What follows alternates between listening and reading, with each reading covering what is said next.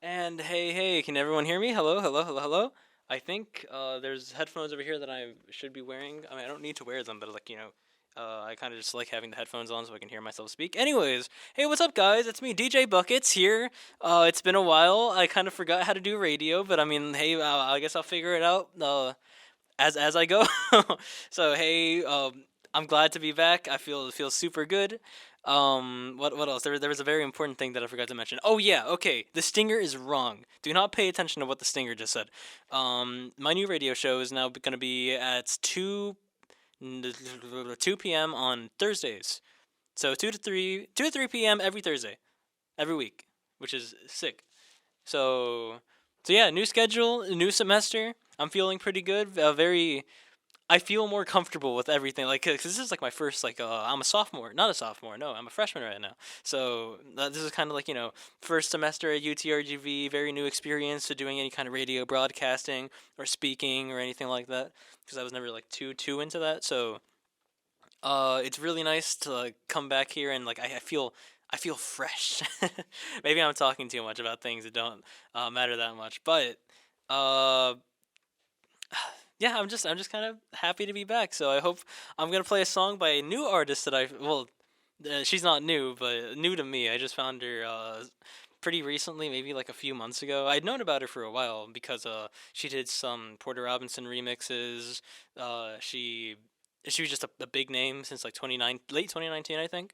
But I didn't start listening to her until pretty recently when I just kind of decided, hey, she has an album here that I've heard a lot of good things about. Let me just go see what it is. So here is a song that I like a lot, "Bozo Bozo Bozo" by Underscores. I am in love with this song, so I hope you guys enjoy it as much as I. So, hey, actually, there's a chat. I forgot. Let me go open up the chat so I can make sure that people are talking. Give me like 10 seconds to open this up. Vaquero Radio, the text thing, and there we go. Have the chat open. Anyways, so hey, how's everyone going? How's everyone doing today? It's been a while. I like I said earlier, I'm glad to be back here. But so I guess this is supposed to be like a more like Japanese centered radio station. I've been doing pretty bad at that because like a lot of the music I've been playing. Or a lot of the music that I listen to is kind of hard to get onto the radio station. Most of the Japanese stuff, because I can't find a lot of it like on Apple Music or anything because of the way that most of the music is sold. So it's kind of hard for me to get a lot of it over here because then I have to buy CDs from a country across the ocean, and shipping fees cost like $50 to ship one CD, and it's like holy cow, are you serious? So that's just so the Japanese music has been a little lacking, and I apologize for that. But over this break, I've kind of done something that I actually watched some anime, which is for someone who runs a Japanese radio station, kind of amazing that I don't actually do that very often. But yeah, so I want to talk about that. Recently, I was watching a show called they caught my attention called Bochi the Rock. It's a show that came out pretty recently, very short. I think it was only like 12 episodes. I didn't finish. I think I watched like 8 episodes with a friend, and then I haven't watched the rest of it yet. But something about like because I've talked about like my love of like music and stuff before, and like how much I'm really into just like the whole anything music related. So if you make a whole show based around just music and stuff, I'm gonna be into it. There's like no doubt about it. I'm gonna be like, oh my god, I like music. I want to I want to see some people talk about music on a TV show. So yeah, Bochi the Rock. It's a show about some really good guitar player with really really bad social anxiety, and you know what? I can relate. That's understandable. But yeah, it's very fun. It's super kind of just like because she is kind of like an amazing guitarist. So the whole thing is that like oh she can't play the guitar not because she can't play the instrument but because there's people around her, and that's like that's scary. But I don't know, just like watching like everything go down, all the things. Like one thing that I really liked about it that I've seen a lot of these like music, like animation things, the animes and stuff like that. One thing that I've seen a lot of them do is that they have very like what's the word? Very accurate depictions of like the stuff that they present, which I worded like a maniac. But essentially, like in Bocchi the Rock, all the guitars that the main characters have and all the instruments they're using, they are like actual guitars by actual like brands and stuff. They're not just like yeah, they're like real guitars you could go out and like buy and stuff. And all the equipment they have in the background, all the speakers, all the pedals, all the microphones and everything. Those are all like one to one based off like certain brands of microphones that people really do use for live performances at clubs, at little places and everything. Like one thing that I saw, I just mentioned it, but like the speakers, each of the every one of the speakers they have was like based on an actual speaker that you would see at some kind of concert or something, and like something just that small was just kind of like whoa, like it's really cool how they bothered to just like get all the everything right. Everything feels like it feels real because I recognize this stuff because it's not just like a weird mock-up of like what I would expect, like a little no brand names like a speaker or guitar or something. It's like, oh, I don't know. It's just something that I kind of liked a lot when I was watching it, and I've seen a lot of other shows do the same thing that are also based around music.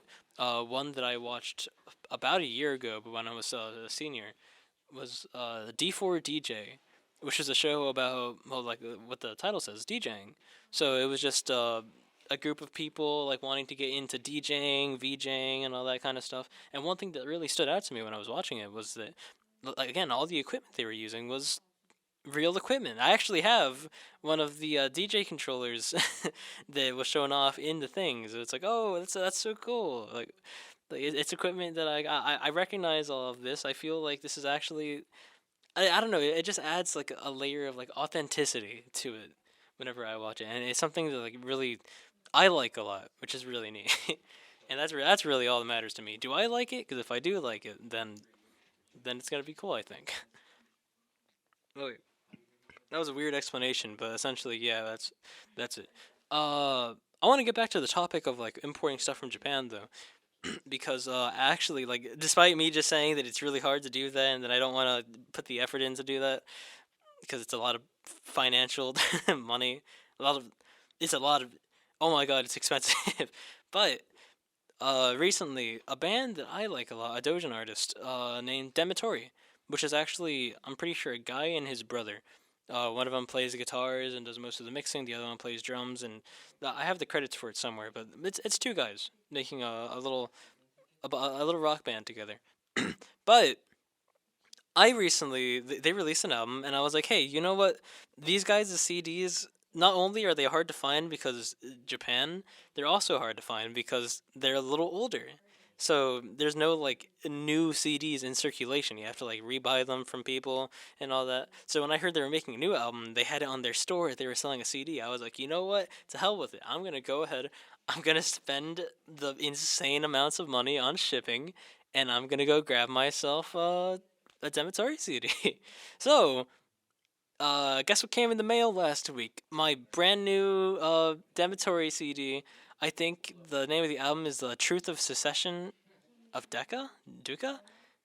Duca? I don't remember what the title is. It's something weird. I don't pay too much attention to the names of Toho tracks very often. But so I have this now. So I kind of want to show off a little bit to you guys. So this is a 6-minute song based on the Red, White, and Black Butterfly from Toho, which most of their songs are based on Toho songs. They're like arrangements of the songs and everything. Anyways, this song is good. Again, I hope you guys enjoy it. Here's some Demetori. Hey, what's up? Sorry for the long pause. I was eating a cookie. Anyways, so yeah, that was Red, White, and Black Butterfly by Demetori. Again, this has been a. This is actually the what's it called? My introduction to like a bunch of like Japanese stuff and a lot of little sub community stuff that I've like got into over the years. Most of it was actually a result of this band. I kind of I was talking to a friend and I was like, "Hey, what kind of?" He was like, "Hey, what kind of music do you like?" He's like, "Oh, I like I like metal. I'm a big metal guy because I was a big metal guy at the fan. Or no, at the time I was a really big metal guy. That was pretty much my main genre that I listened to.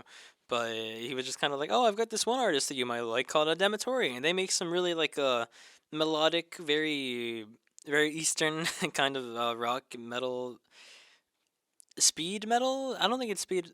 It sounds kind of like speed. Like when I hear speed metal, I think of something like Dragon Force, and I feel like this is a pretty Dragon Force esque type of like music, maybe. But yeah, no, I it's just they're an artist that I've just grown to really like over the years. I like them a lot. Again, all of their music I think is fantastic. They are one of the, I guess, founders of a lot of the Toho arranging. They've been doing it for a while, is what I'm trying to say. I think they first released an album back in 2006 under the name Dematory, and they've been doing it since 2006, because this album came out a few months ago.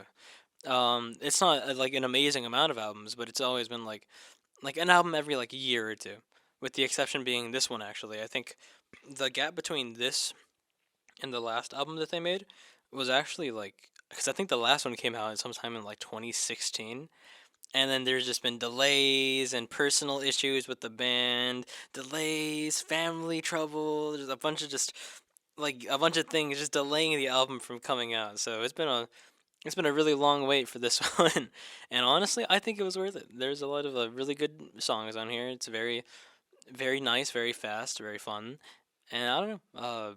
I need to get back into this kind of like metal rock. It's not really rock, but it's. I want to get more into the style of music again because it's kind of something that I just have not listened to, very much recently. So it's just like, hey, this, should try just like finding more, listening to more at some point. But I guess I'll just keep playing some more music cause I like listening to music, and I'm sure you guys also like listening to music.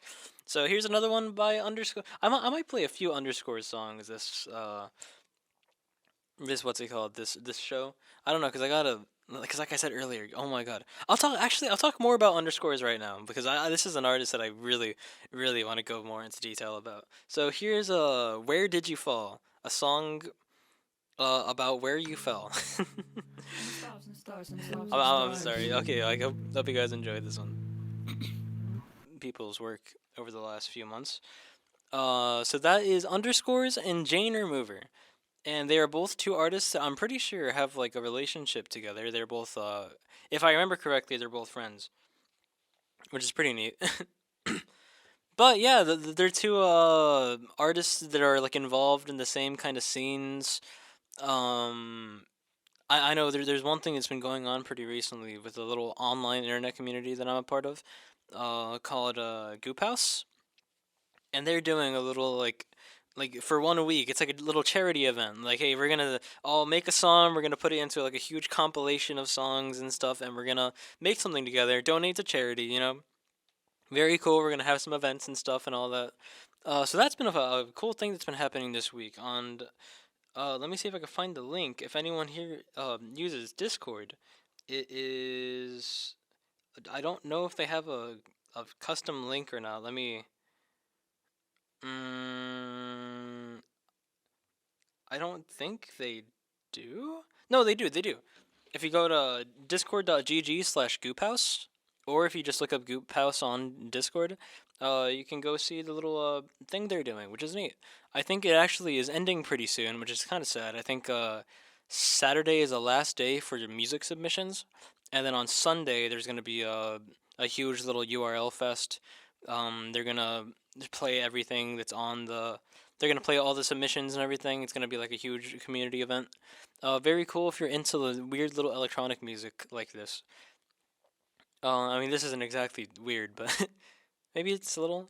I don't know, but I like Goop House a lot. Anyways, so these people are like, these two artists are people who are kind of like involved, not very involved, but like, they know about Goop House. They both are in the server, I'm pretty sure. But yeah, underscores. Let's talk about underscores first, because underscores is an artist that I've heard a lot about. I explained earlier from I heard a lot of her Porter Robinson. She did a Porter Robinson mashup, I'm pretty sure, and then she also just has a bunch of like popular songs and stuff. She is a musician from. I should have looked it up while I had time. Wait a second. Underscores. Uh, Origin. Nope, it's just telling me stuff about actual like the like to underline underscore. Damn it. Well, anyways, she's a 20-year-old musician. 20-year-old trans woman. She is very cool. I've seen a lot of her live streams, a lot of her tweets. I listen to like every song she releases. Um, Man, I was gonna give a lot more insight when I was like sitting. I was sitting here in the chair and I was thinking like, oh, I'm gonna go talk about this artist that I really like and this other artist I really like, and it's gonna be so cool. And then I'm actually here speaking and I forgot everything. Maybe I should be writing stuff down. Maybe that's what I need to do. Like I was told last time I was here, like, hey, just like, if you want to talk about something on the radio show, make sure you write things down so you never run out of things to talk about. So it's never like an awkward moment where you're just like sitting there without anything to say, because that's weird. You're weird if you do that. But maybe I should just try doing that more. But yeah. So underscores, a 20-year-old artist. They are actually like it's because I've seen like not personally, but I've seen kind of their growth from like 2018 to now. Because in 2018, 2019, they made music, right? They've been making music for a long time, or she's been making music for a long time. It's just that she hasn't really been like too big. I'm pretty sure after she released this album that I just played right now, Fishmonger, the album kind of got not super super popular, but it made her it got her known by a lot of really big people, which is really cool because I think she 100% deserves it. I know recently she put out a song that I can't play here because it's got a lot of curse words, and I can't play curse words on the radio show. But she made a new song pretty recently with some artists that you might. I don't think I've actually played here. Let me see if any of their songs are actually on here, because that would be cool. Nope. But she made a song recently with Kashmir Cat. I think that's how you say his name. Kashmir Cat, another guy whose name I don't remember. Sorry. Dylan Brady, which is the one that really caught my attention. Dylan Brady is the one of the members of 100 gecs. So that's pretty cool. So he made a song with her. It was like, I don't know. It's just like it's really cool seeing this small little artist, and then suddenly it's like, whoa! Like she's getting a lot of recognition. Oh my god! Discord of all companies did an interview with her, and a bunch of other little like musicians and stuff. And it's like, whoa! That's what? I still can't believe that. By the way, the Discord of all companies did an interview with a bunch of musicians, which good good for them, I guess.